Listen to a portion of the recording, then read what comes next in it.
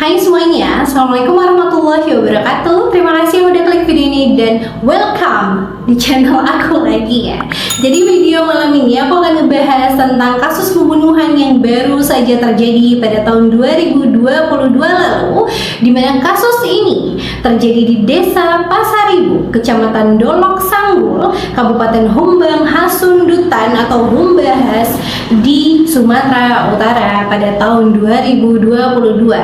Yang mana kasus ini sangat menggemparkan di sana karena ada seorang suami yang dengan sangat tega membunuh dan merebus tubuh istrinya. Buat kalian yang mau tahu kisah lengkap dari kasus ini, langsung aja kita masuk ke ceritanya.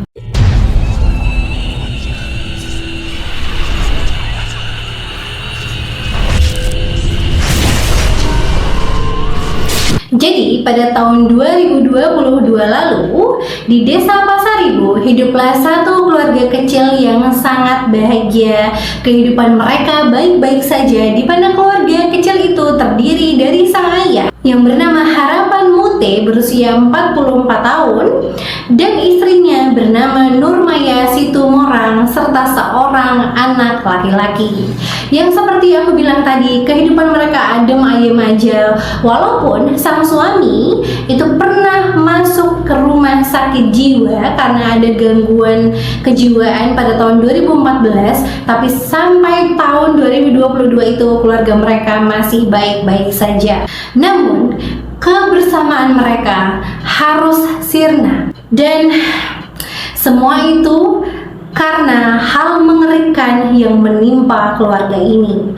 Jadi sekarang aku akan memasuki kronologi kejadiannya, karena untuk latar belakang dari pelaku, korban, dan keluarganya hanya segitu saja yang bisa aku dapat dari berbagai macam sumber data.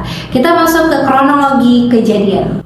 Jadi pada hari Jumat tanggal 11 November 2022, Mute atau Harapan Mute, kita panggilnya Pak Mute aja ya. Pak Mute ini sedang main bersama anaknya di kamar.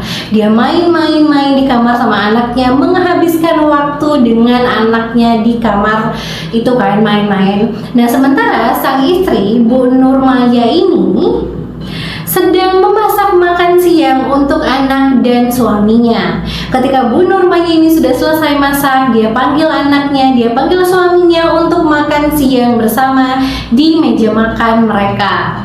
Tapi lagi enak-enaknya nih ngabisin makan siang, Pak Mute ini tiba-tiba saja menyinggung soal bagaimana perilaku istrinya dulu kepadanya pada saat dia tengah menghadapi atau mengidap gangguan jiwa.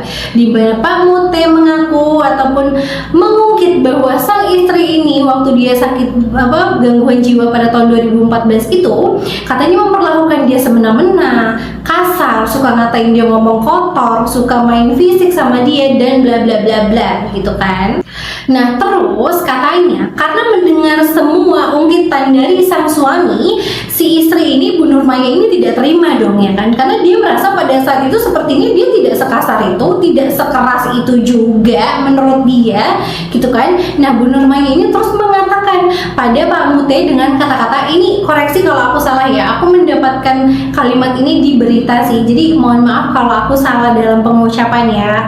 Jadi si Bu Nurmaya itu ngomong sama Pak Mute, katanya gini, ama-ama teh doho katanya gitu. Aku nggak tahu nadanya gimana, jadi mohon maaf ya.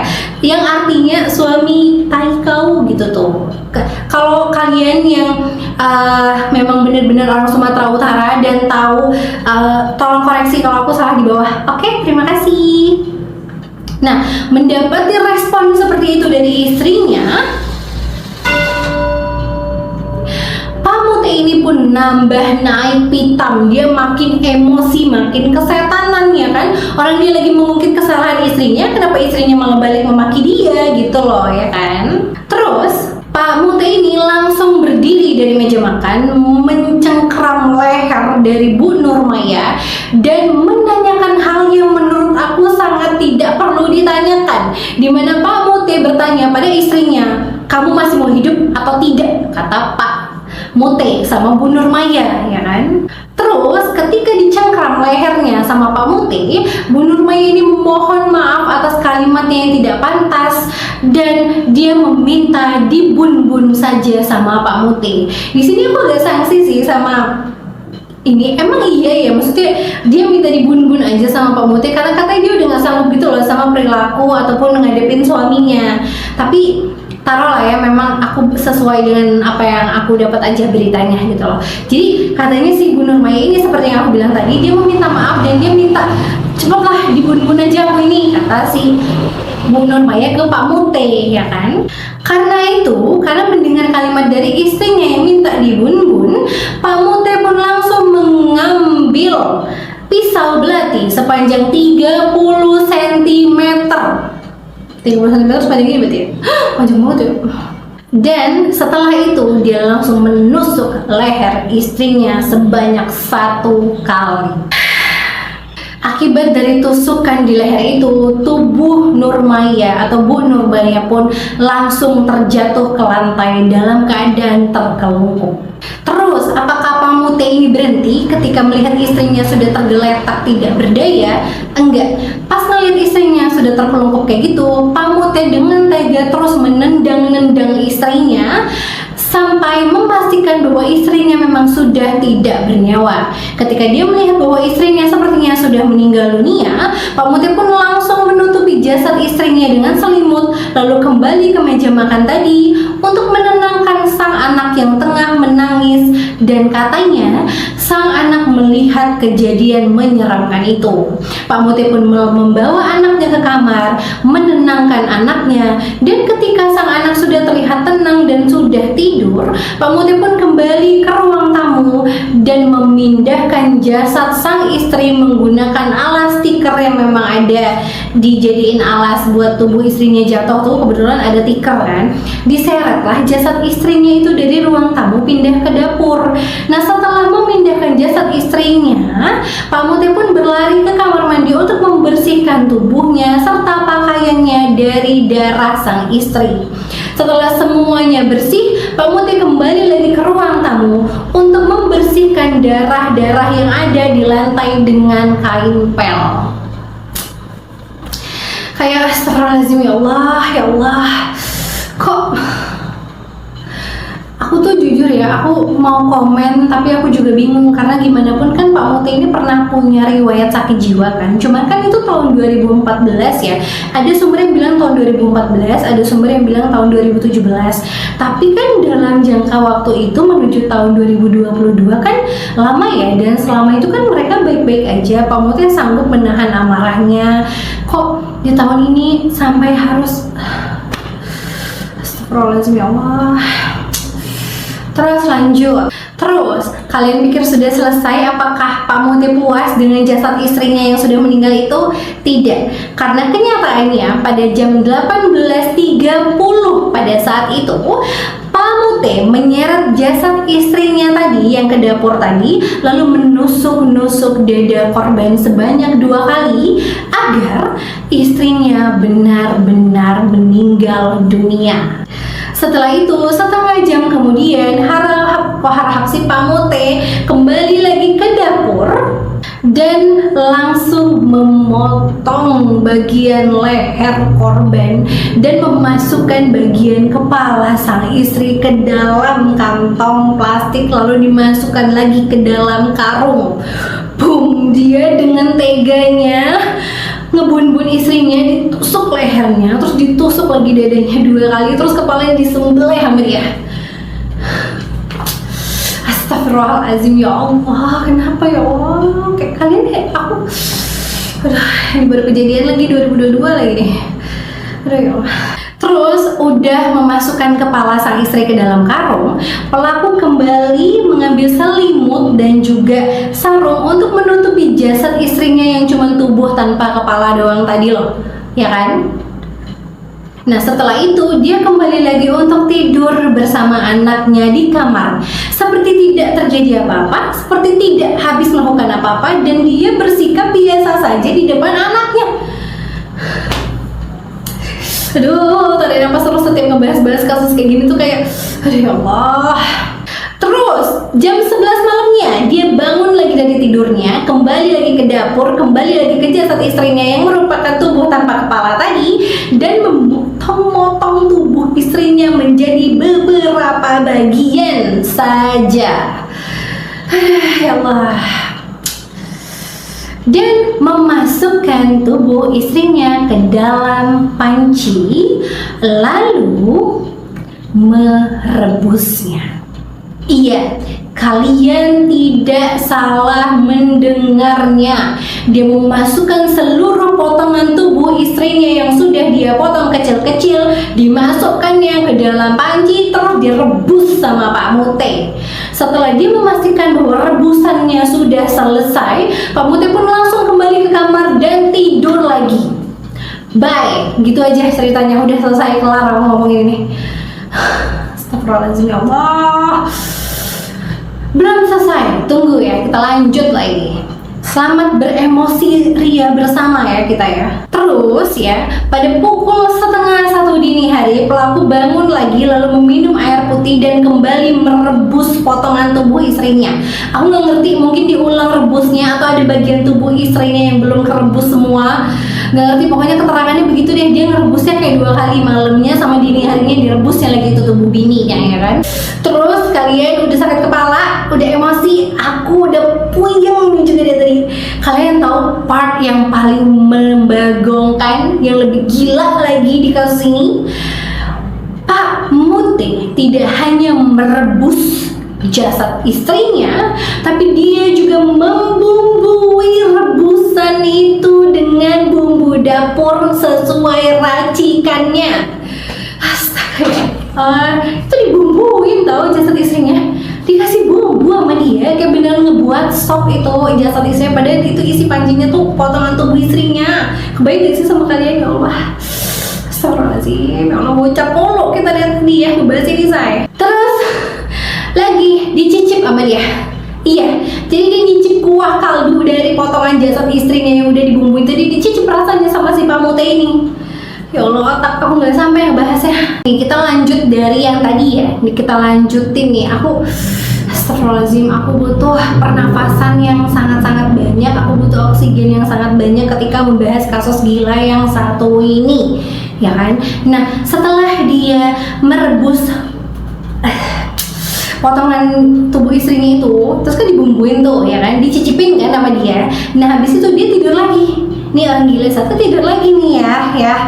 Terus jam 5-nya dia bangun, terus dimasukinnya lah potongan-potongan tubuh istrinya yang udah direbus sama dibumbuinnya tadi, yang udah dimasak sama dia ke dalam karung. Lalu karung yang berisi tubuh istrinya itu dibawalah ke ladang yang jaraknya 50 meter dari rumahnya. Nah, di ladang yang jaraknya sejauh 50 meter dari rumahnya itulah, di sanalah Pak Mute membakar potongan tubuh istrinya.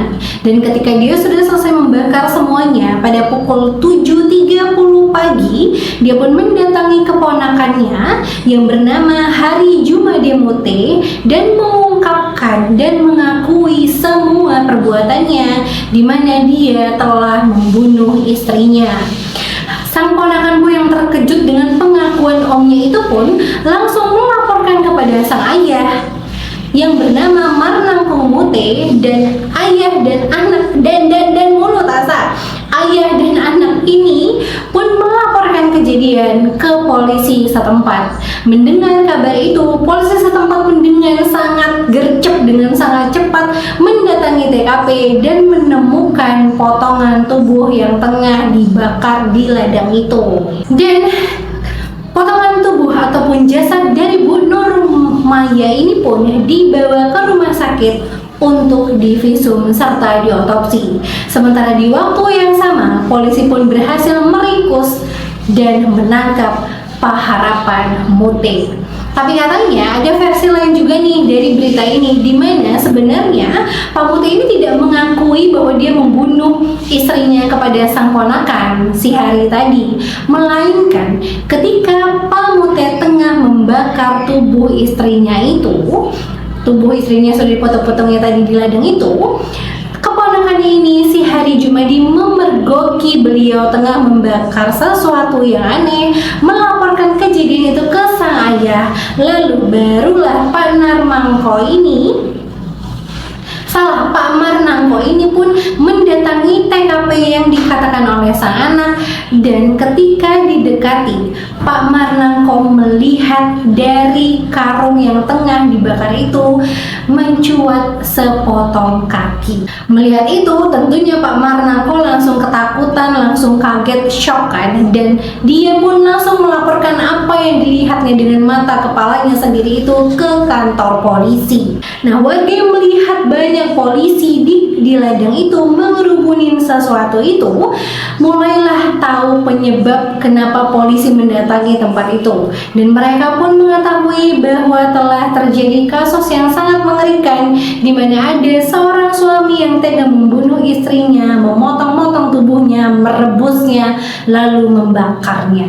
Heboh dong pasti desa Pasaribo pada saat itu dengan kasus itu. Kasusnya menyeramkan banget ya nggak sih? Sementara ketika kepolisian meminta keterangan dari istri Pak Marnangko, yaitu Ibu Samanasi Nambela yang merupakan ibu dari keponakan pelaku tentunya, ibu ini mengatakan bahwa dia tidak mendengar sesuatu yang mencurigakan, dia tidak mendengar keributan atau orang berdua yang tengah berantem, padahal posisi Bu Samana ini rumahnya sangat dekat dengan rumah Pak Mute dan Bu Nurmaya. Menurut keterangan Kapolres Hombassas yaitu AKBP Ahmad Muhaimin, mereka menemukan bagian-bagian tubuh korban di beberapa tempat, yaitu mereka menemukan bagian kepala, kaki, dan tangan sudah terpisah. Kadang kan sudah dipotong-potong. Mereka menemukan ada yang masih di dapur, ada yang masih di belakang rumah, dan ada yang masih di dalam karung. Terus gimana nih nasib Pak Mute setelah ditangkap polisi? Gimana nih nasibnya setelah ketahuan sudah membunuh istrinya? Ya kan? Nih, Pak Harapan Mute disidang di pengadilan pada tanggal 16 Februari 2023, tepatnya di hari Kamis. Dan Pak Mute pun dituntut dengan pasal 340 KUHP sebagaimana dalam dakwaan primer dan pasal 338 KUHP pidana sebagai dakwaan subsidiar atas pembunuhan itu. Pak Mute dijatuhi hukuman penjara seumur hidup. Selesai kasusnya, selesai dakwaannya, tutup dong berarti. Oh, belum selesai, jangan senang dulu. Pak Mute tidak dijatuhi hukuman sebagaimana putusan awal. Karena kalau kalian mengingat lagi, Pak Mute ini mengidap gangguan jiwa pada tahun 2014 ataupun tahun 2017 saat itu. Ya kan, pernah dirawat di rumah sakit jiwa karena gangguan jiwa, gangguan mental juga. Jadi, seperti kebanyakan kasus-kasus di mana tersangkanya mengidap penyakit mental, penyakit kejiwaan, maka kalian akan tahu endingnya seperti apa. Hakim mencabut segala tuntutan karena alasan gangguan jiwa serta gangguan mental yang dialami oleh Pak Mute, dan Pak Mute pun tidak jadi dipenjara seumur hidup, melainkan hakim meminta agar terdakwa kasus pembunuhan yaitu Pak Harapan Mute dilarikan ke rumah sakit jiwa Profesor Muhammad Idrem milik Pemprov Sumatera Utara untuk menjalani perawatan secara intensif. Iya, pembunuh istri ini yang sudah merebus dan membakar, memuti-muti istrinya ini hanya dibawa ke rumah sakit jiwa saja karena gangguan jiwa dan bla bla bla bla bla. Ya udahlah ya. Gimana menurut kalian dengan putusan hakim? Komen di bawah ya. Tapi katanya masa penyembuhan Pak Harapan Mute di rumah sakit jiwa ini hanya berjalan 1 tahun saja, dan habis itu baru dia dihukum sepantasnya. Tapi aku belum tahu lagi tuh ya, updatean selanjutnya tentang kasus ini. Kalau kalian tahu tentang updateannya, komen di bawah ya. Oke, sekian dulu untuk videonya. Terima kasih udah nonton sampai habis. Sampai ketemu lagi di video-video selanjutnya. Dadah, assalamualaikum. Dadah.